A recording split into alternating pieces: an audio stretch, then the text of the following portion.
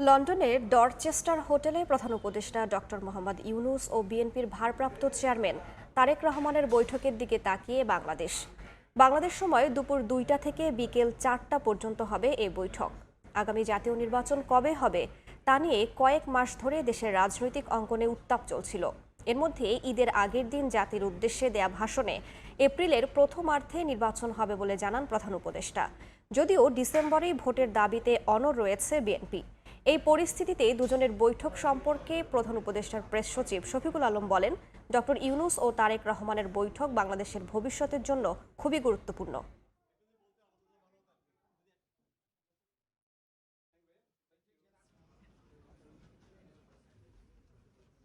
এটা খুবই ইম্পর্টেন্ট একটা মিটিং বাংলাদেশের জন্য, বাংলাদেশের সামনের পলিটিক্যাল বাস্তবতার জন্য। পলিটিক্যাল যে আমরা আগামীতে দেখছেন যে ইলেকশনের একটা ডেট দেওয়া হয়েছে এপ্রিলে। একজন হচ্ছেন বাংলাদেশের এখন ইন্টারিম গভর্নমেন্টের প্রধান, আর একজন হচ্ছেন বাংলাদেশের লার্জেস্ট পলিটিক্যাল পার্টির প্রধান।